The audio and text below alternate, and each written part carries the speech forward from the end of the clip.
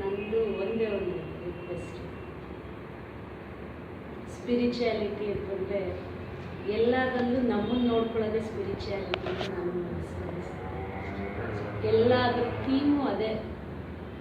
ನಾನು ಬೇರೆ ನೀನು ಬೇರೆ ಅಂತ ಅಲ್ಲಿ ಬಂತು ಅಂದರೆ ಅಲ್ಲಿ ಸ್ಪಿರಿಚುಯಾಲಿಟಿ ಇಲ್ಲ ಅಂತ.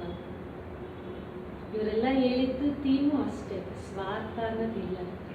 ಎಲ್ಲದರಲ್ಲೂ ನಾನಿದ್ದೀನಿ, ನನ್ನಲ್ಲಿ ಎಲ್ಲ ಇದೆ ಅನ್ನೋದೊಂದು ತಿಳ್ಕೊಳ್ಳೋದು ಸ್ಪಿರಿಚುಯಾಲಿಟಿ ಅಂತ ನನ್ನ ಇದು ಬರಬೇಕು ಅಂತಂದರೆ ನಮ್ಮಲ್ಲಿ ಯಾವಾಗ ಅನ್ಕಂಡೀಷನಲ್ ಲವ್ ಇರುತ್ತೆ ಅವಾಗ ದಿಸ್ ಕ್ಯಾನ್ ಬಿ ಪಾಸಿಬಲ್ ಅಂತ ನಾನು ಹೇಳ್ತೀನಿ.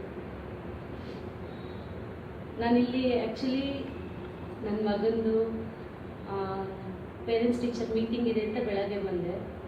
ಅಮ್ಮ ಅವ್ರು ಇರು ಅಂತಂದರು. ಅಯ್ಯೋ ಸುಮ್ಮನೆ ಟೈಮ್ ವೇಸ್ಟ್ ಆಗ್ತಾ ಇದೆಯಲ್ಲ, ಇರು ಅಂತ ಇದ್ದಾರಲ್ಲ ಅಂತ ನಾನು ಅಂದ್ಕೊಂಡೆ. ಮತ್ತು ಸರ್ ಮೆಸೇಜ್ ನೋಡಿದೆ. ಸೊ ನಾನು ಇಲ್ಲಿ ಬಂದಿದ್ದ ರೀಸನ್ ಇದಕ್ಕೋಸ್ಕರ ಅಂತ ಅವಾಗ ನನಗೆ ಗೊತ್ತಾಯಿತು, ಟು ಗೆಟ್ ಸಮ್ ನಾಲೆಡ್ಜ್ ಮತ್ತು ಸಜ್ಜನ ಸಾಂಗತ್ಯ, ಅದಕ್ಕೋಸ್ಕರ ಬಂದೆ ಅಂತ ನನ್ನ ಮನಸ್ಸಿಗೆ ಅನ್ನಿಸ್ತು. ಸೊ ನಾನು ಬರಬೇಕಾದ್ರೂ ಮನೇಲೆಲ್ಲ ತುಂಬ ನೆಂಟರಿದ್ರು. ಅಮ್ಮನ ಮನೇಲಿ ಹೋಗ್ಬೇಕಾ ಅಂತ ಕೇಳಿದ್ರು.